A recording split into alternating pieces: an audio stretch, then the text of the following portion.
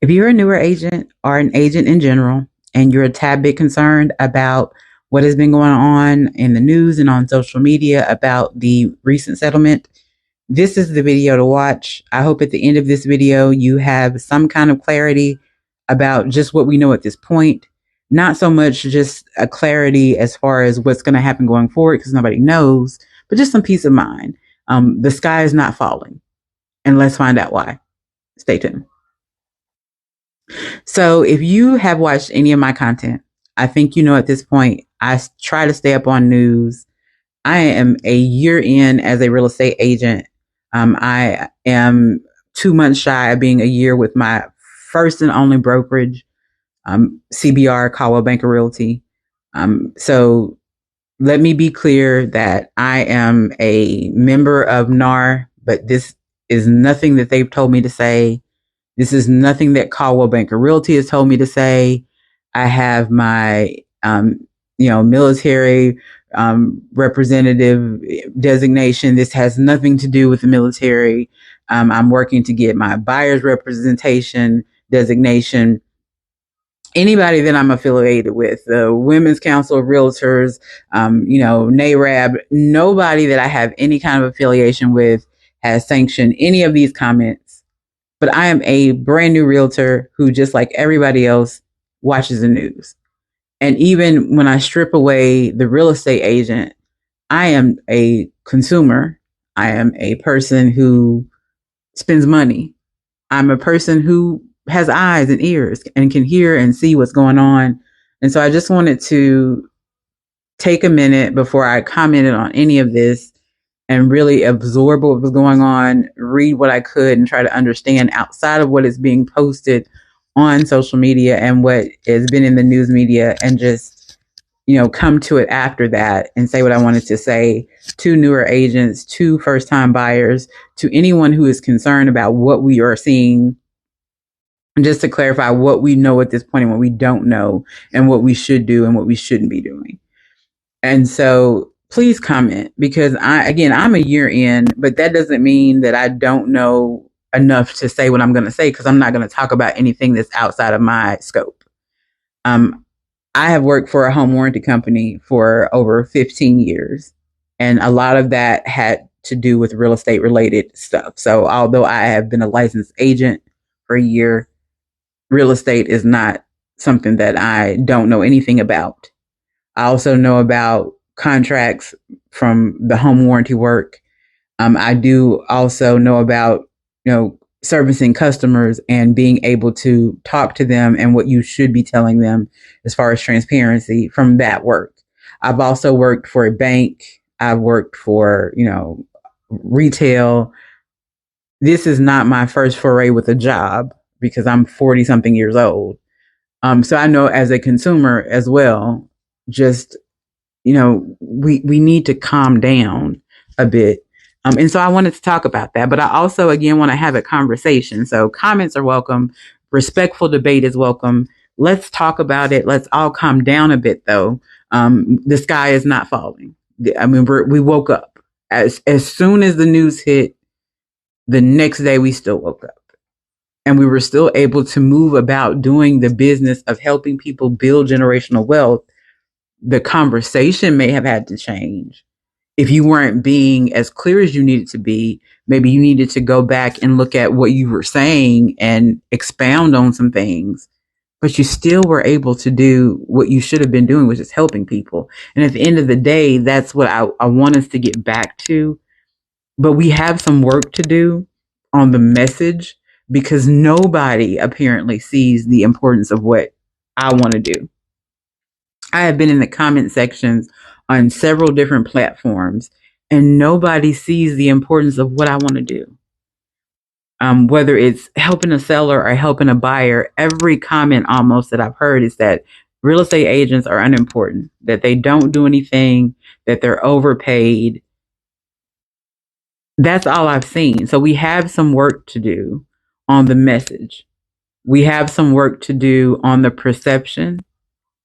And that may not be all a PR issue, but we have a PR issue. And we just have to be honest about that. If nobody sees your importance, you have a PR issue. And what you do to correct that, there are various ways, I would assume. I don't know where the crux of the problem lies because, again, I wasn't strictly in the real estate sector until a year ago. But we have a PR issue because nobody sees the importance. And I think to a degree, I'm happy that nobody sees the importance because that means we have a lot of great real estate agents that are out there absolutely doing what they should be doing. And so to that, I want to say this. To those agents, I applaud you. Reach out to new agents because that's something that our industry is lacking. A lot of times you don't reach down and try to pull somebody else up with you. And there are so many great agents that do, don't get me wrong. I'm not saying that everybody doesn't do this, but there are so few, they seem to be so few and far between where the people that have climbed the ladder are willing to reach down and bring people up with you. And I'm not saying that you have to carry them on your back to the point where you burden yourself where you can't even run your own business. I'm not saying how much you have to give. I'm just saying give something because somebody once fed into you. So feed into somebody else. And maybe we wouldn't have this issue if more of those agents who are clear, great communicators with their buyers and sellers, great communicators with other agents. If more of those people were willing to reach down and actually help pull some of the newer agents up, maybe we wouldn't be here. But we need more of that. And I don't see enough of it. In the year that I've been in the industry, I haven't really seen any of it. To be honest, I have seen not enough of it really for it to feel like a drop in the bucket compared to how many real estate agents we have. And so I feel like maybe the ones that are in the bucket are getting overwhelmed and maybe they don't even want to do it anymore. But we need it because we have a perception issue. Nobody sees your worth. You're so good at what you do. You get the home on the market, you market it so well, you get it so fast that people just look at the amount that they paid you and feel like you didn't do anything. I mean, you sold it in a week, but they don't realize the importance of the fact that you sold their home in a week and the house around the corner from me didn't sell the whole time I stayed there and I was there for a year. So there's a perception issue. And then there's not enough of people that are doing what you do because maybe there's not enough of you reaching down to pull those people up. And so that's my thoughts on that. We've got to work on that. We do, because the comments are rough. I mean, there are agents that are just really trying to clarify. It's not that buyer agents are not going to get paid. And they're getting killed in the comments because people are like, well, no agent deserves to get paid. There's an issue. We have to work on that. We can't just keep saying, oh, well, forget you. You go sell your house by yourself then. We can't keep saying that because, I mean, true, go try it. And if it works for you, awesome. But when it doesn't, you're going to be back.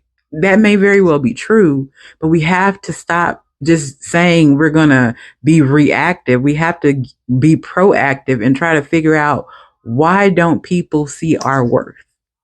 What are we doing wrong that nobody, and I'm not going to say nobody, because there are people who are jumping to the defense of agents in these comments.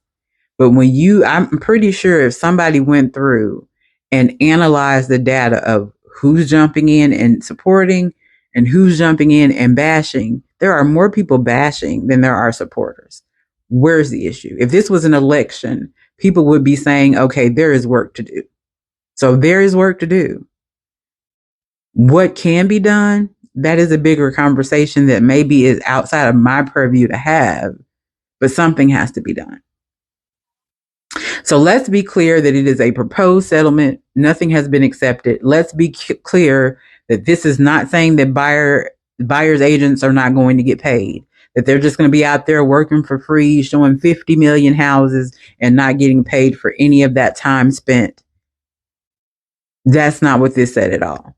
What the settlement said is that it will not be on the MLS You will not be able to go in and steer your buyer to certain properties. You never should have been doing that in the first place.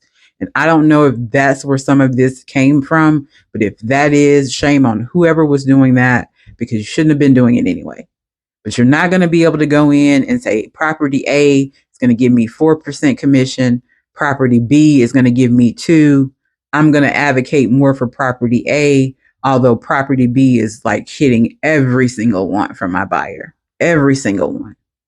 It has everything they want, but it don't have what I want because it's 2% more commission over here. You can't do that because it's not about you. This is not the biggest purchase of your life. It's the biggest purchase of their life.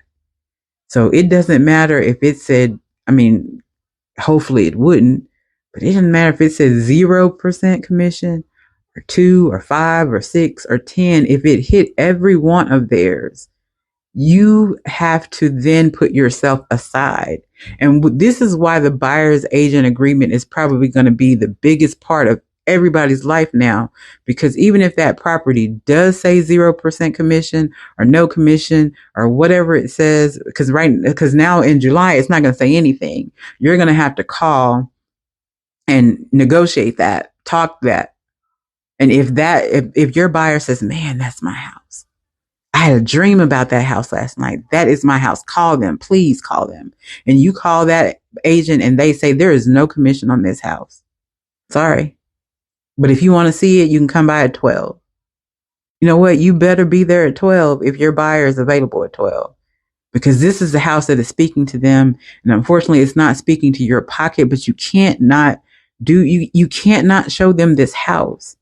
Now, once you show them this house, there is a conversation that you're going to have with them. And it may break their heart. And you may have to say, you know what? You dream about this house. It spoke to you. When we were walking through this house, all I heard was my bed's going to be right there. My dresser's going to be right there. The flat screen's going to hang up there.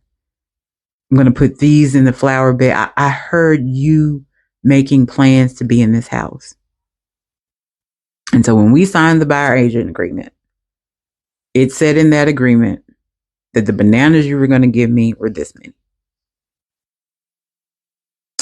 And when I called the listing agent, they said the seller wasn't giving me any bananas for this. So if you want to go for this house and it's your dream house and it's beautiful, I get it. If you want to go for this house, we can put in an offer.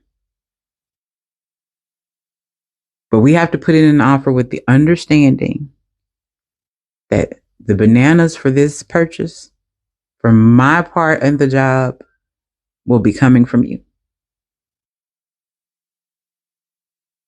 And then you just simply ask the buyer, what is it that they would like to do? And if they say, I can't afford any more money for this, I want this house. I can't afford any more money, but I want this house. Now, this is the part that may break my heart because I put time in. But this is what I would say. And I'm not saying that this is what you have to say, but this is what I would say. Then I want you to go for that house. But unfortunately, if you go for this house, you're going to have to go at it alone. Because me and my brokerage, we have to have the bananas that were in the buyer broker agreement. So what I'm going to have to do is I'm going to have to go talk to my broker. I'm going to have to let them know that the property that you want offers no bananas to our brokerage on this deal, because you're not paying me. You are paying my brokerage. You're paying my broker. So it's not my decision. So let me go to them. Let me explain what's going on. Let me explain this is absolutely the house that you need. And that you can't afford to pay the bananas and buy the house of your dreams. And let's see what they say. And then I'm going to come back to you. Cause that's what, at this point, that's what we got. I can't say, look, it's no bananas there. So this house is off the table.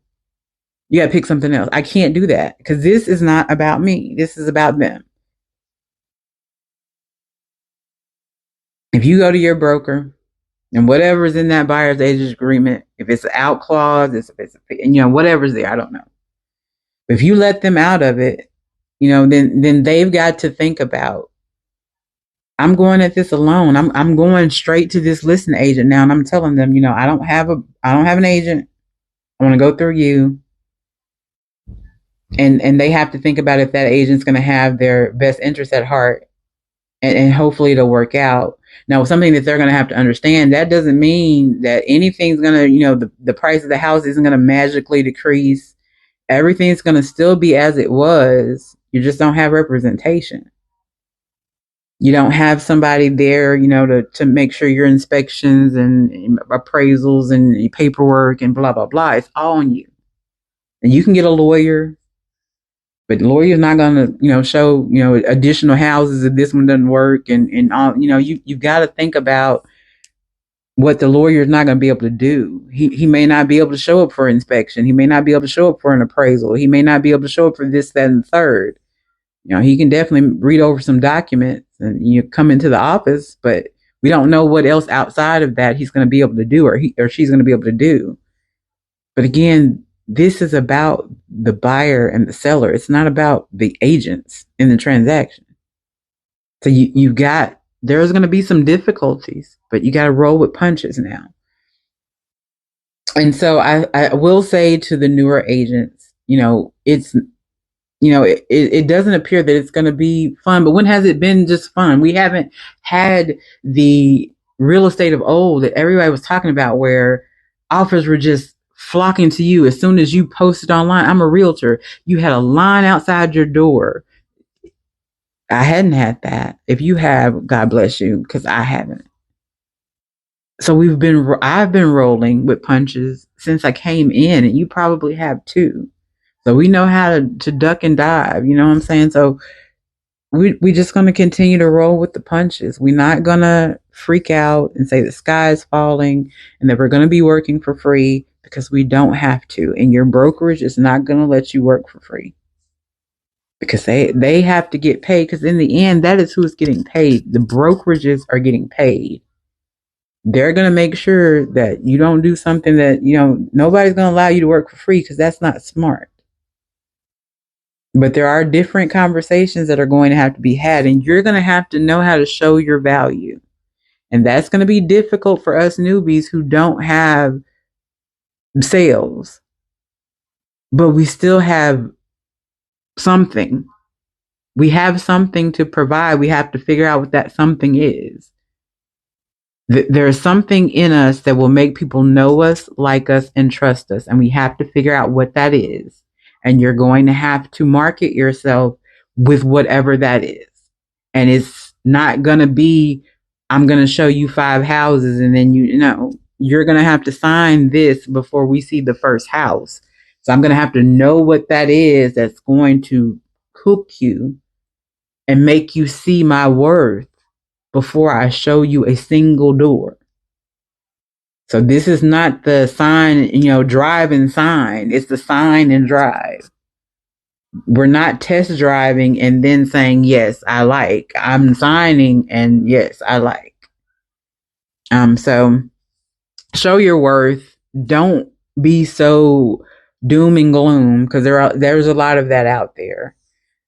Don't fall in line with everybody that's saying that the new agents are not going to make it, because we very well could.